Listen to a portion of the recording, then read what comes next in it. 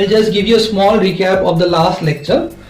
Okay, so let's try to understand the conclusion, what we have discussed in the last lecture, जो भी हमने discuss किया है. So सबसे यहाँ पे मतलब दो ही चीजें हैं. एक है delta y by delta x, ठीक है, delta y by delta x, ठीक है. So this is, you know, this is y2 minus y1 by x2 minus x1. Okay, this is the average slope. Average slope, ठीक है, average slope between 2 points A and B. Okay, ठीक है. तो इसी में जब हम इंटरवल डेल्टा x को छोटा बनाते हैं, delta x tends to 0, right, जो मैंने आपको लास्ट लेक्चर में एक्सप्लेन किया है. डेल्टा x को हम जैसे ही छोटा बनाते हैं, वी मेक इट स्मॉल. तो ये जो चीज है, ये जो delta y by delta x है, इसमें हम डेल्टा x को छोटा बना रहे हैं. Limit delta x tending to 0, ये लिमिट, ये जो कंसेप्ट है लिमिट का, ये जस्ट जो चीज हमने वर्ड्स में एक्सप्लेन किया, जो चीज हमने बहुत तरह से एक्सप्लेन किया कि हम डेल्टा x को छोटा और छोटा बनाएंगे, इस चीज को मैथमेटिकली कैसे लिखा जाता है, राइट. हमने डेल्टा x को छोटा बनाया, a से b, a से c, a से d, फिर a से e, और छोटा बहुत छोटा, राइट, क्योंकि हमें इंस्टेंटेनियस चेंज चाहिए. ये इंस्टेंटेनियस चेंज नहीं है, ये एक बहुत बड़ा चेंज है, ठीक है, it's a very large change, पर हमें यहाँ पे इसको बहुत छोटा बनाना है, it's a very small change. तो उस चीज को मैथमेटिकली कैसे लिखा जाता है कि हमने डेल्टा x को बहुत छोटा बनाया, इस चीज को मैथमेटिकली कैसे लिखा जाता है, ऐसे लिखा जाता है कि डेल्टा x पे बाबा आपने लिमिट लगा दिया. डेल्टा x पे आपने लिमिट लगाया, कितना लिमिट लगाया कि डेल्टा x टेंडिंग टू 0. अगर मैं लिखता डेल्टा x टेंडिंग टू 1, तो इसका मतलब होता है कि आपने लिमिट ये लगाया है कि डेल्टा x 1 तक आए या 1 के आसपास आए. पर अगर हमने लिखा डेल्टा x टेंडिंग टू 2, मतलब 2 तक आए. हमने लिखा डेल्टा x टेंडिंग टू 0, मतलब डेल्टा x 0 ना हो बट 0 के एकदम पास पहुंच जाए, 0.001, 0.00001, बहुत पास, नॉट 0 बट नियर टू 0. तब ये जो क्वांटिटी है, इस पे आपने लिमिट लगा दिया, तो ये क्वांटिटी हो जाता है dy बाई dx. ये क्वांटिटी हो जाता है dy by dx.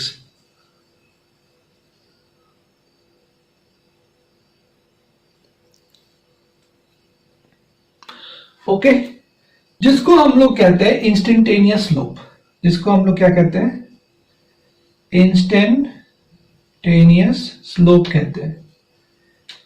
Okay, dy by dx, या इसको हम लोग कहते हैं डेरिवेटिव, इसको हम लोग कहते हैं derivative of y with respect to x, इसको dy बाई dx को, या इसी को हम लोग कह सकते हैं rate of change of y with respect to x, rate of change of y with respect to x, या इसी को हम लोग कह सकते हैं instantaneous change in y with respect to instantaneous change in x. Instantaneous change in y with respect to instantaneous change in x. Okay, तो ये था पहला कंक्लूजन, राइट, पहला पॉइंट. अब इसी को मैं आपको जस्ट एक बार ग्राफिकली भी इसका डिफरेंस समझा देता हूँ, राइट. ये इसका मैथमेटिकल मीनिंग, ठीक है. ये क्या देता है, ये एवरेज स्लोप देता है. इसमें जो डेल्टा x है, इंटरवल जो है, it's a very large interval, ठीक है.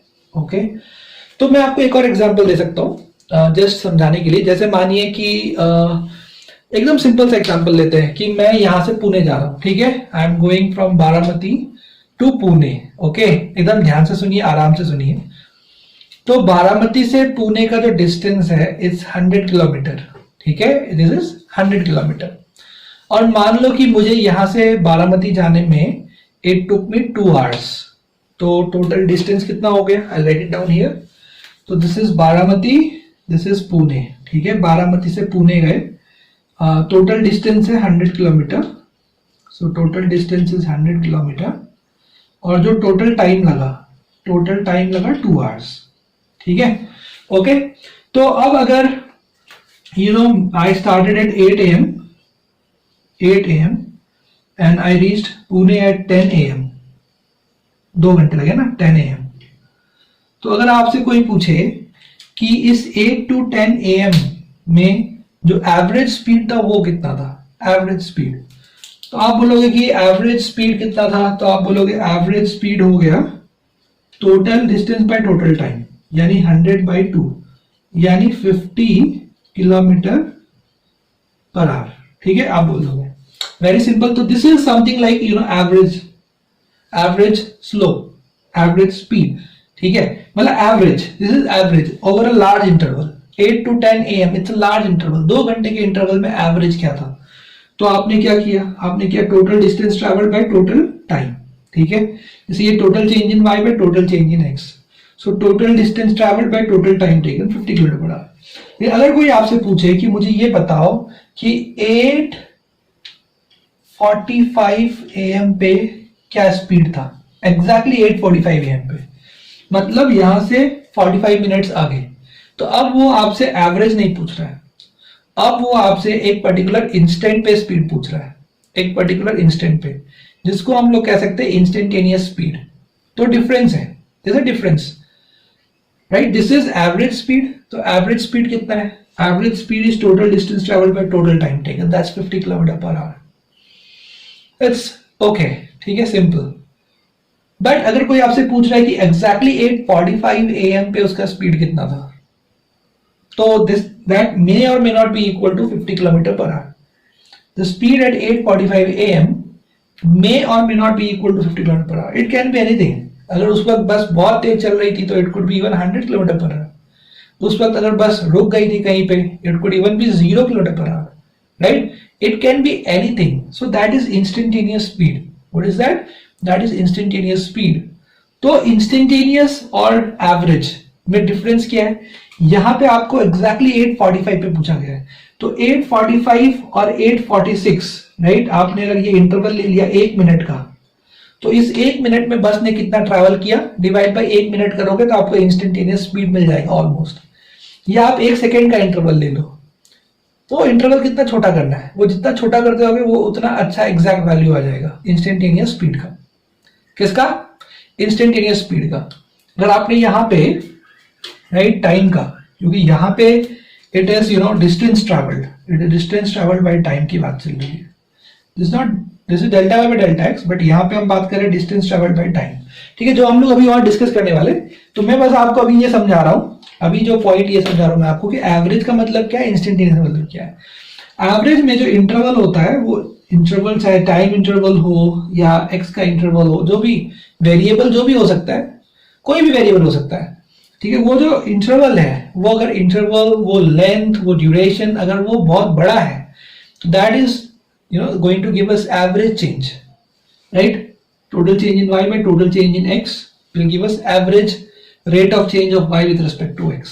ठीक है, एवरेज स्लोप का मतलब क्या है, average rate of change of y with respect to x. But अगर वही इंटरवल बहुत छोटा हो जाता है, तो that will give us an instantaneous change, that will give us an instantaneous change. इसलिए मैंने आपको एग्जांपल दिया है कि 8 to 10, 2 घंटे में उसका स्पीड कितना था, तो 2 घंटे में कितना था, 2 घंटे में कितना ट्रैवल किया, 2 घंटा. It's a big interval of time, right.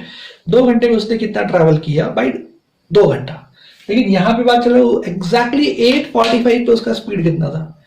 तो अब वहां पे आप देख सकते हो कि 8:45 से 8:46 में कितना ट्रैवल किया, डिवाइड बाय 1 मिनट कर दो, तो आपको मिल जाएगा इंस्टेंटेनियस स्पीड. आप वो 1 मिनट को और छोटा कर सकते हो, 30 सेकंड कर दो, 15 सेकंड कर दो, 10 सेकंड कर दो, 1 कर दो. जितना छोटा कर दोगे उतना आपको अच्छा एग्जैक्ट आंसर मिलेगा. ठीक है, तो that is instantaneous. Okay, so this point is clear. Now I'll again explain these two things with the help of a graph, just to conclude ki what we have discussed. Okay, and then we will discuss its utility in physics.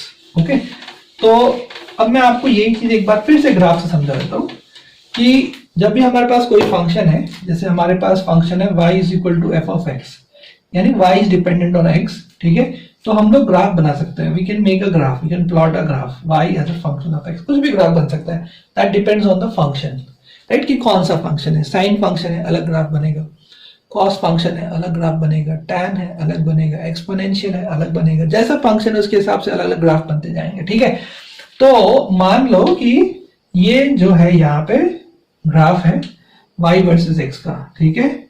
Okay, सो तो जो average का मतलब क्या है कि interval बहुत large होने वाला है। ये x1 है, ये x2 है, तो लार्ज इंटरवल है क्या, देखो x1 से x2 लार्ज इंटरवल। तो लार्ज इंटरवल में what is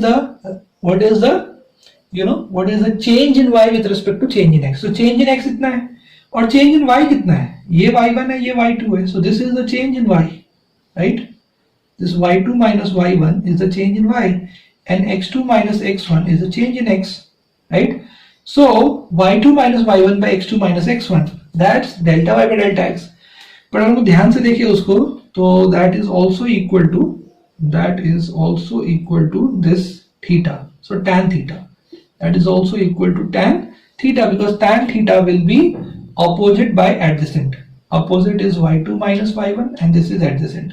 So this delta y by delta x is the average change in y with respect to x, right? Average rate of change of y with respect to x, which is equal to this, which is equal to tan theta. So this will give us average change over a large interval, कि एक बड़े interval of x में change in y कितना हुआ। तो that is for average। जो मैंने आपको example दिया कि यहाँ से हम पुणे गए 100 किलोमीटर 2 घंटे में, तो उसमें हमें कोई मतलब नहीं है बस कहाँ रुकी, बस कहाँ स्लो हुई, बस कहाँ फास्ट हुई, इससे हमें कोई लेना नहीं है। हमें सिर्फ किससे मतलब है, एवरेज चेंज, ठीक है, कि भाई हाँ ये था 2 घंटे का सफर, इसमें आप कितना ट्रैवल किए, 100 किलोमीटर, 100/2 खत्म, that's average, right? That's average change in y with respect to x, okay. But this is instantaneous change, कि एग्जैक्टली इस x पे मुझे ये बताओ कि एग्जैक्टली 8:45 AM पे, यानी एग्जैक्टली एक पर्टिकुलर x पे ये बताओ कि किस तरह से उसका स्पीड चेंज हो रहा है, किस तरह से उसका स्पीड चेंज हो रहा है। तो this is some other angle alpha, ठीक है, this is line AB, this is some other line, this is AX, okay. तो मुझे एग्जैक्टली बताना है, तो I have to find the slope exactly at that point, ठीक है, because this slope will basically give me the rate of change of y with respect to x, right? So this is alpha, so tan alpha, right? So this slope will exactly give me dy by dx, which I have already discussed in the last lecture, that secant becomes tangent. As we make delta x very very small, the secant will become tangent, and it will give us the slope, it will give us the rate of change of y with respect to x exactly at a particular x, exactly at a particular instant. So that is called as instantaneous rate of change of y with respect to instantaneous rate of change of x, ठीक है, और rate of change of y with respect to x at a particular instant. So this is the difference. This gives us average rate of change of y with respect to x over a large interval, and this gives us instantaneous rate of change of y with respect to x at a particular instant. That's all. So this is the basic idea, right? So this is called as derivative. This dy by dx, the slope of this line, the slope of this tangent, the slope of this tangent is the derivative, okay? Slope of the tangent, that is derivative, that is dy by dx, and that is derivative. So that is the most important thing we have to understand, right? So that's about it. Now let us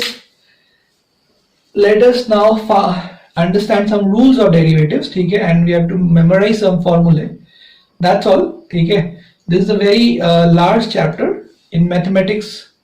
It is discussed for at least 2 to 3 months, but in physics it is discussed only for 2 to 3 days, because we just need to remember some formula which we have to apply in physics, right? So I'll discuss those formulas, okay? So we are going to discuss some basic formula of derivatives. So all them first, let us start with if we have a constant, then what is the derivative of a constant? Okay, a constant function. So we're going to start with that, okay? So we are going to take some important, not all, but some important rules and formulas, okay? So first we have, if we have a constant function, y is equal to a constant. For example, we have y is equal to 2. If we have a constant like this, so I will take some important rules today, and then the remaining rules I will take in the next lecture, alright, next video lecture. So if we have, let us see, y equal to 2, so 2 is a constant, okay? So I'll just try to draw this first, y equal to 2. So what is y equal to? This is x, this is y. This is y equal to 1 and this is y equal to 2. So for all the values of x, you're going to get y equal to 2. That is the meaning of y equal to 2. So this is y equal to 2. This line is y equal to 2. So I have plotted the graph. That is y equal to 2. Alright. So this is y equal to 2. Okay. Now I want to find out its derivative. Again, derivative का मतलब क्या है? Slope of the tangent. Okay.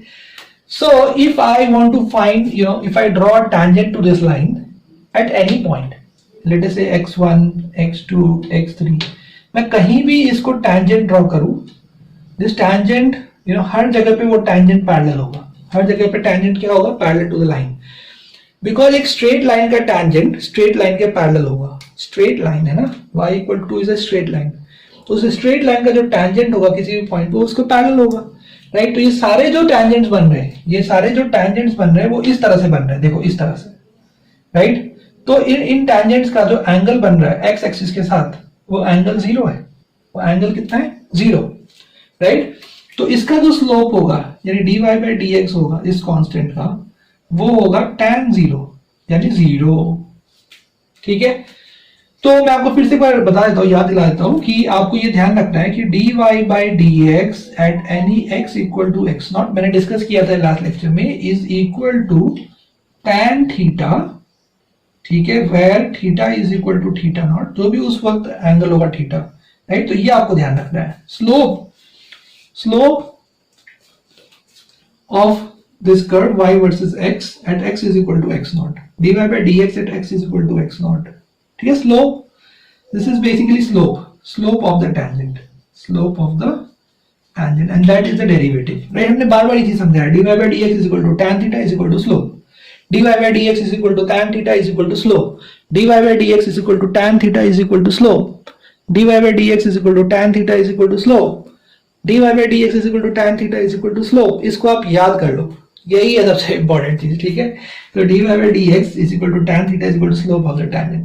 तो किसी एक particular x पे x is equal to x naught पे वो थीटा अलग होगा, theta equal to theta naught. मैंने आपको लास्ट लेक्चर एग्जांपल दिया था, x is equal to x1 पे था theta equal to theta 1, x is equal to x2 पे था theta equal to theta 2, x equal to x3 पे था थीटा इक्वल टू, वो चेंज होता रहेगा.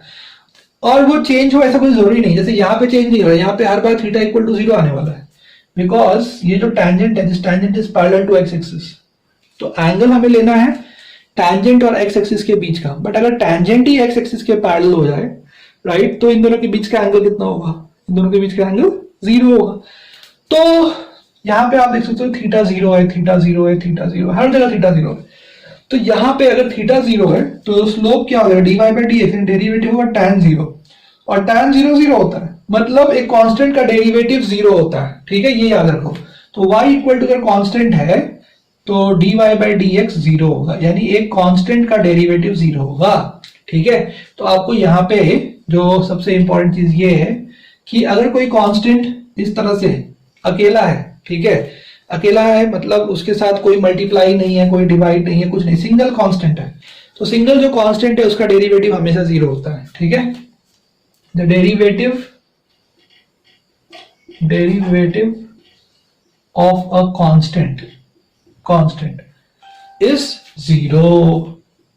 Derivative of a constant is 0. ये बहुत इंपॉर्टेंट है. ठीक है, इसको आप ध्यान में रखो. Derivative of constant is always 0.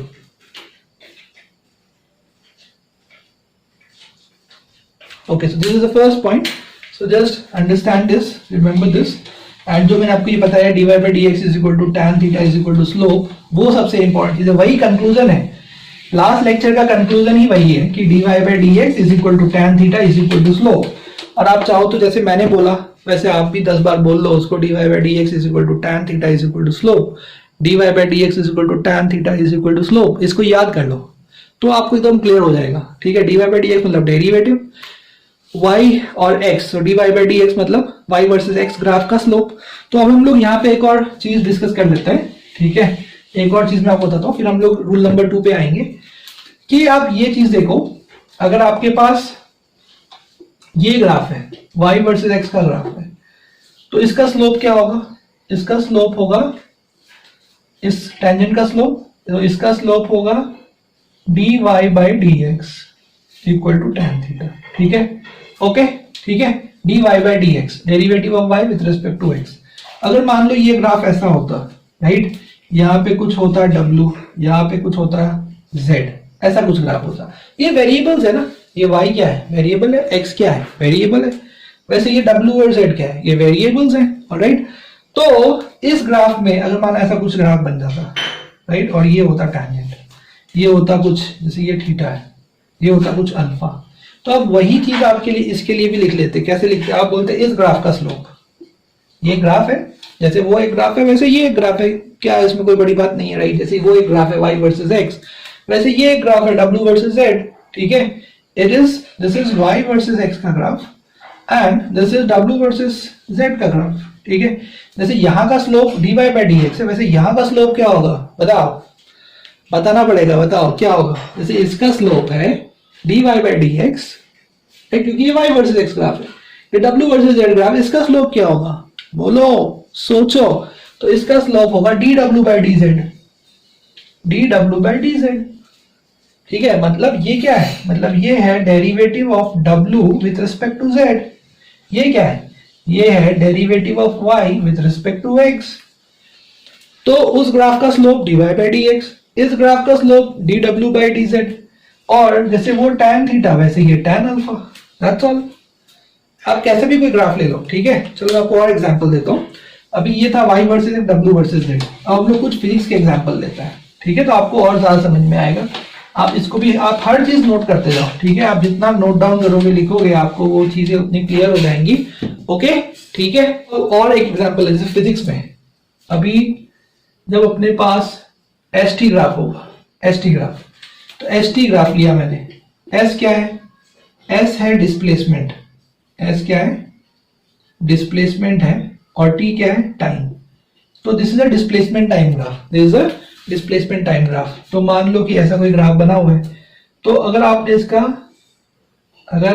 इसका टैंजेंट यहाँ पे ऐसे खींच दिया, तो ये हो गया पर्टिकुलर टाइम, एक इंस्टेंट हो गया, पर्टिकुलर इंस्टेंट हो गया, ठीक है, t equal to t naught. तो ये जो ग्राफ है, इसका जो स्लोप होगा, इसका स्लोप क्या होगा, तो जैसे y वर्सेस x ग्राफ का स्लोप होता है dy by D x, s versus t का स्लोप क्या होगा, s वर्सेस t का स्लोप होगा ds बाई dt, और मान लो ये थीटा है, तो ये हो जाएगा tan थीटा। तो ये क्या दे रहा है, ये आपको दे रहा है rate of change of displacement with respect to time, rate of change of displacement दे रहा है कि नहीं, विद रिस्पेक्ट टू टाइम। तो आप खुद बताओ, आपने ये पढ़ा हुआ है 9th स्टैंडर्ड में, 10th स्टैंडर्ड में, कि rate of change of displacement with respect to time क्या होता है, राइट। मतलब अगर आपको याद होगा तो ये वेलोसिटी होता है, ये क्या होता है, वेलोसिटी, राइट। वेलोसिटी क्या था, वेलोसिटी होता है, अगर आपको अपना बचपन का थोड़ा कुछ याद हो तो वो होता है डिस्प्लेसमेंट बाय टाइम, ठीक है। तो वही यहाँ लिखा है, ये देखो, डिस्प्लेसमेंट बाय टाइम, बट इसको और मैथमेटिकली एक्सप्लेन किया गया है, the rate of change of displacement with respect to time. किस रेट से डिस्प्लेसमेंट चेंज हो रहा है, उसका जो डिस्प्लेसमेंट हो रहा है वो किस रेट से हो रहा है, तो उसको हम लोग कहते हैं वेलोसिटी। तो यहाँ पे जो आपने पढ़ा है 9th स्टैंडर्ड में, ये हो गया एवरेज वेलोसिटी, एवरेज, क्योंकि वहां पे टाइम इंटरवल बहुत बड़ा होता था। पर ये जो है, ये हो गया इंस्टेंटेनियस वेलोसिटी, ये क्या हो गया, इंस्टेंटेनियस। तो पूरा लिख दे, इंस्टेंटेनियस, ठीक है, इंस्टेंटेनियस वेलोसिटी यानी v इंस्टेंट, VINST, ओके। तो ये आपको देगा exactly t equal to t naught पे उसका इंस्टेंटेनियस वेलोसिटी कितना है, तो वो आपको देगा इस ग्राफ का स्लोप। यानी इस ग्राफ का स्लोप, किस ग्राफ का slope, displacement versus time graph का slope, displacement versus time graph का slope, displacement versus time graph का डेरिवेटिव, स्लोप मतलब डेरिवेटिव, राइट। तो फिर से याद करो, dy by D x is equal to slope is equal to tan theta. तो यहाँ पे ds by D T is equal to slope is equal to tan theta, right. ये y है, ये x है, बट y की जगह s लिखा है और x की जगह t लिखा है। तो dy बाई डी एक्स की जगह क्या आएगा, ds बाई डी टी आएगा। तो तो slope of this graph is equal to ds by dt is equal to tan theta. ठीक है, तो इस ग्राफ का स्लोप क्या देगा, देगा ds बाई dt। लेकिन ds बाई dt क्या है, rate of change of displacement with respect to time है, और rate of change of displacement with respect to time क्या होता है, वो वेलोसिटी होता है। यानी ये ग्राफ का स्लोप तुम्हें देगा वेलोसिटी। अब समझ में आया, ये इसका एप्लीकेशन है। यानी ये यहाँ पे डेरिवेटिव का एक्सप्लेनेशन, इसका जो है क्या है, इसका यहाँ पे यूज हमको दिखा रहा है। इस ग्राफ में ये तो s वर्सेस t का ग्राफ है कि नहीं, ये s, ये t इतना तो s कितना, ये t इतना तो s कितना, ये t इतना तो s कितना, वो तो एक अलग चीज हो गया, वो एक यूज हो गया। दूसरा है कि इस ग्राफ के स्लोप से हमें क्या मिलेगा। इस ग्राफ पे हम किसी पॉइंट पे स्लोप निकालते हैं, इस पॉइंट पे स्लोप निकाल रहा है t नॉट पे, तो ये मुझे v नॉट देगा। इस ग्राफ का स्लोप मुझे क्या देगा, v नॉट देगा। तो मैं आपको इसी ग्राफ को और थोड़ा अच्छे से एक्सप्लेन करता हूँ। ठीक है, ये बात समझ में आपको। अब अगला पॉइंट समझो, इसी ग्राफ को लेके हम लोग st ग्राफ को लेके एक और पॉइंट समझने की कोशिश करते हैं। ठीक है, उसके बाद हम लोग और आगे बढ़ेंगे। तो ये एक बहुत इंपॉर्टेंट पॉइंट है, इसलिए मैं इसको यहाँ ले रहा हूं। देखो, तो अभी जो y और x है, तो y की जगह मैंने क्या ले लिया, s डिस्प्लेसमेंट, x की जगह मैंने ले लिया टाइम। ठीक है, और ये ग्राफ बन गया। ओके, अगर मैं ये वाला टाइम ले लूं t इक्वल टू t1, दूसरा टाइम ले लूं t इक्वल टू t2, और मैं तीसरा टाइम ले लूं t इक्वल टू t3। ठीक है, तो ये जो ग्राफ है ये तो है ही है s वर्सेस t। ठीक है ना, इस टाइम पे ये कुछ डिस्प्लेसमेंट होगा s1, इस टाइम पे उसका कुछ डिस्प्लेसमेंट है s2, पार्टिकल का इस टाइम पे कुछ डिस्प्लेसमेंट है s3। ठीक है, वो तो है ही है। लेकिन अगर मुझे इस अलग अलग टाइम पे वेलोसिटीज फाइंड करना है, मुझे क्या फाइंड करने हैं, वेलोसिटीज, तो मुझे इस ग्राफ में इस अलग अलग टाइम पे स्लोप फाइंड करना पड़ेगा। ठीक है, तो मुझे यहां पे अगर चाहिए तो मुझे इस पॉइंट पे स्लोप फाइंड करना पड़ेगा, यानी टेंजेंट खींचना पड़ेगा। अगर मुझे इस पॉइंट पे फाइंड करना है वेलोसिटी, तो मुझे यहां पे टेंजेंट फाइंड करना पड़ेगा, टेंजेंट, और यहां पे मुझे टेंजेंट ड्रॉ करना पड़ेगा। ठीक है, तो इस तरह से यहां पे मैंने 3 टेंजेंट ड्रॉ किया। ये हो गया θ1, ये हो गया θ2, और ये हो गया θ3।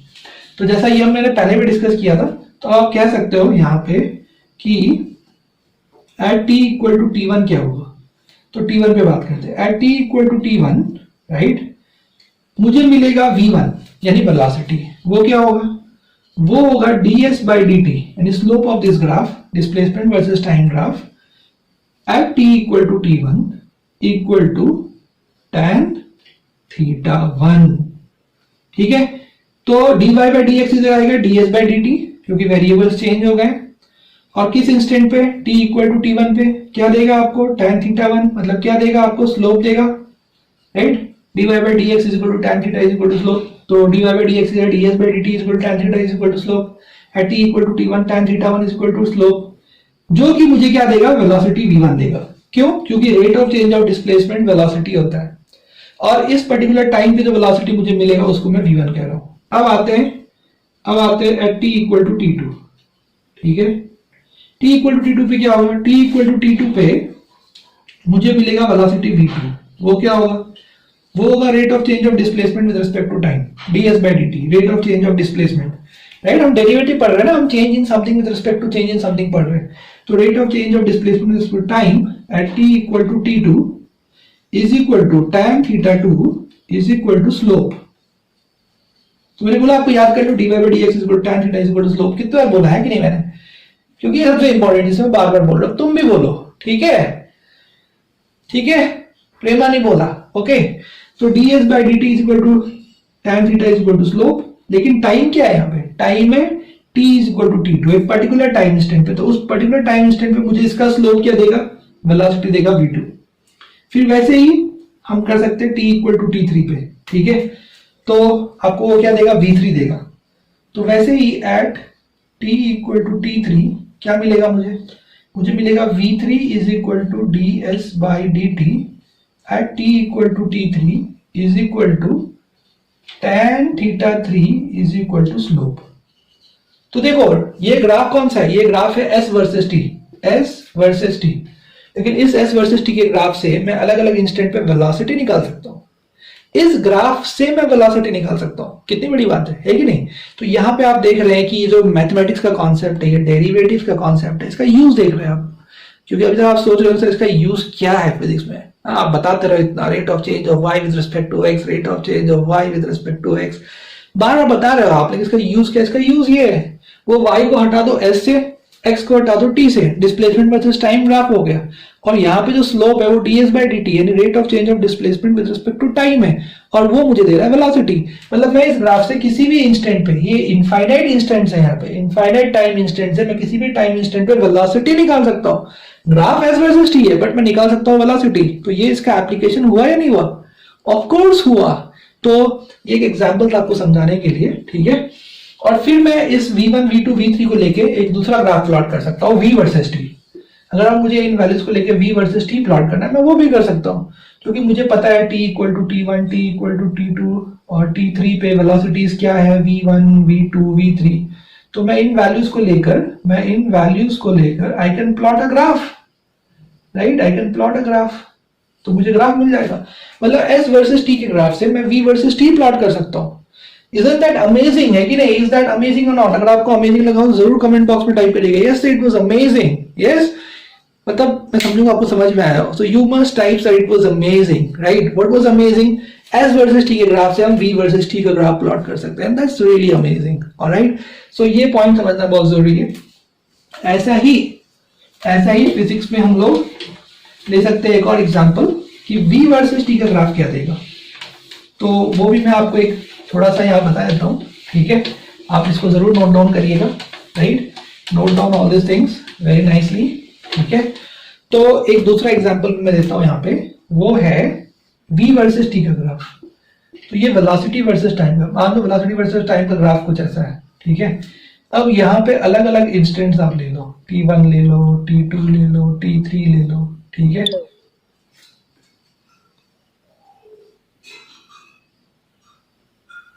ठीक है, t3 ले लो। तो यहाँ पे अगर आप एक टैंजेंट खींचते हो, टैंजेंट है ये, ठीक है। अगर आप एक टैंजेंट खींच रहे हो यहाँ पे, अगर आप बोलो तो मैं वापस बना देता हूँ, ठीक है। Okay, let us make it once again. तो यहाँ पे एक हमने टैंजेंट बना दिया, ठीक है। तो ये टैंजेंट क्या देगा? ये v वर्सेस t का ग्राफ है, मतलब मैंने y की जगह पे v लिया है और x की जगह पे मैंने t लिया है। तो इस ग्राफ का स्लोप क्या है? dy बाई dx, y की जगह पे v है, मतलब dv बाई dt। तो ये क्या है? ये है rate of change of velocity with respect to time. ये क्या है? Rate of, because this is rate of change of velocity with respect to time. So rate of change of velocity with respect to time, ये आपने पढ़ा 9th standard में। ये क्या होता है? ये होता है एक्सेलरेशन, यानी इस ग्राफ का स्लोप। तो dv by dt, right, dy by dx is equal to tan theta is equal to slope. तो ये अगर थीटा है, this is theta, right, this angle is theta, tan theta is equal to slope. ये इस graph का slope of v versus t graph will give you acceleration, सोचो। तो जैसे अभी आपने देखा था कि ds by dt is equal to tan theta is equal to slope of s versus t, अभी देखा था हमने। ये क्या देता है हमें? ये देता है हमें वेलोसिटी। देखो कितना इंपॉर्टेंट एप्लीकेशन है, राइट। ये सबसे इंपॉर्टेंट एप्लीकेशन जो हम लोग नेक्स्ट चैप्टर में पढ़ने वाले हैं, रेक्टिलिनियर मोशन, राइट। तो जैसे ये v वर्सेस t का ग्राफ है, तो slope of v versus t, dv by dt is equal to tan theta is equal to slope of vt graph. Slope of which graph? vt graph will give you acceleration, because this is rate of change of velocity with respect to time. पढ़ा है आपने, आपको याद होगा, acceleration is equal to v minus u by t, change in velocity by change in time, right, change in velocity by change in time. लेकिन जो आपने पढ़ा था वो था एवरेज एक्सेलरेशन, जो आपने 9th स्टैंडर्ड में पढ़ा था वो क्या था? वो था एवरेज एक्सेलरेशन। अब हम लोग क्या पढ़ रहे हैं? अब हम लोग पढ़ रहे हैं इंस्टेंटेनियस एक्सेलरेशन। एक पर्टिकुलर इंस्टेंट पे एक्सेलरेशन क्या है, जो हमने पहले पढ़ा था 9th स्टैंडर्ड में, वो भी सही है, वो भी इंपॉर्टेंट है। वो हमने क्या पढ़ा था कि एक बड़े इंटरवल में एक्सेलरेशन क्या है। तो बड़े इंटरवल में जब एक्सेलरेशन फाइंड कर रहे हैं उसको हम लोग कहते हैं एवरेज एक्सेलरेशन। लेकिन अगर किसी एक पर्टिकुलर इंस्टेंट पे हम लोग फाइंड कर रहे हैं तो उसको हम कहते हैं इंस्टेंटेनियस एक्सेलरेशन। तो एवरेज एक्सेलरेशन ये है ए एवरेज, और इंस्टेंटेनियस एक्सेलरेशन होता है rate of change of velocity. यानी ये भी वही है, ये भी है change in velocity change in time, but इसमें इंटरवल बड़ा है। और ये क्या है, ये भी change in velocity change in time, इसमें इंटरवल छोटा है, इसलिए ये एवरेज एक्सेलरेशन है और ये इंस्टेंटेनियस एक्सेलरेशन है।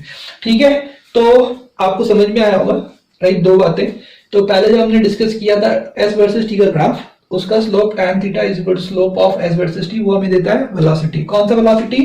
Instantaneous velocity. ठीक है, वो बहुत इंपॉर्टेंट है, चलो वो फिर से बाद में डिस्कस हो जाएगा। So this gives us instantaneous velocity, if you want will just right here instantaneous velocity. और ये जो ग्राफ है v वर्सेस t का ग्राफ, इसका स्लोप क्या देगा? tan theta is slope of vt graph, ये हमें देगा इंस्टेंटेनियस एक्सेलरेशन। ये हमें क्या देगा? Instantaneous acceleration. ओके, तो आप यहां तक नोट डाउन करो, फिर मैं आपको बताता हूं इसके बारे में जो हमने लिया t1 t2 t3 के बारे में। तो note down, this is very very important. ठीक है, ओके, ठीक है, मैंने यहां भी लिखा है, वो भी आप नोट डाउन कर लो। ठीक है, तो please note it down very nicely, this are most important things and concepts. Okay, now ये जो ग्राफ आप देख रहे हो, इसको फिर से बनाता हूं एक बार, और फिर इस ग्राफ को हम लोग समझने की कोशिश करते हैं कि इस ग्राफ से हम कौन सा ग्राफ बना सकते हैं। ठीक है, तो जैसे भी आपने देखा, जो पिछला ग्राफ था एस टी ग्राफ से हमने वीटी ग्राफ बना लिया, है कि नहीं? तो that's a very very important application, right. S T graph से हमने बना लिया वीटी ग्राफ। अब यहाँ पे वीटी ग्राफ से हम बनाएंगे एटी ग्राफ। तो ये है वी, ये है टी, ठीक है, वेलोसिटी वर्सेस टाइम। और यहाँ पे इस तरह से है हमारे पास, ये अलग अलग टाइम इंस्टेंट्स है, ये है t1, ये है t2, ये है t3। ठीक है, मैं हर बार बस एक ही ग्राफ बना रहा हूँ तो समझाने के लिए आपको। ग्राफ अलग अलग तरह के हो सकते हैं, अलग अलग तरह के ग्राफ बन सकते हैं, वो हम लोग डिस्कस करने वाले नेक्स्ट चैप्टर में। We are going to take many different types of graphs. ठीक है, अब आप देख रहे होंगे, now it's getting into physics. अब थोड़ा थोड़ा चीज टफ होते जा रहा है, राइट। अब now things are becoming very tough, it's not like units and dimension. तो अब धीरे धीरे थोड़ा टफ होते जाएगा, तो you have to be prepared for it. ठीक है, तो जैसे यहाँ पे है, अब यहाँ पे ये रहा टेंजेंट, यहाँ पे ये रहा टेंजेंट, यहाँ पे ये रहा टेंजेंट। तो ये θ1, ये θ2, ये θ3। ठीक है, तो अब let us start. At t equal to t1 क्या होगा? Eight t equal to t1 मुझे मिलेगा a1, क्योंकि इस ग्राफ का स्लोप मतलब dv by dt at t equal to t1 मुझे देगा acceleration at t equal to t1। तो मैं इसको बोल सकता हूं tan θ1, ठीक है, या slope of at graph, sorry slope of vt graph. Okay, the slope of vt graph is dv by dt is equal to tan theta is equal to slope at t equal to t1, it will give me a1, यानी acceleration at that instant. इस instant का मुझे acceleration मिल चुका है a1। दूसरा at t equal to t2 क्या होगा? मुझे मिलेगा दूसरा एक्सेलरेशन, उस इंस्टेंट वाला acceleration, t equal to t2 पे जो एक्सेलरेशन है वो मुझे मिलेगा। तो वो कितना मिलेगा? वो मिल जाएगा dv by dt at t equal to t2 is equal to tan θ2, right, tan θ2 is equal to slope, है कि नहीं, is equal to slope।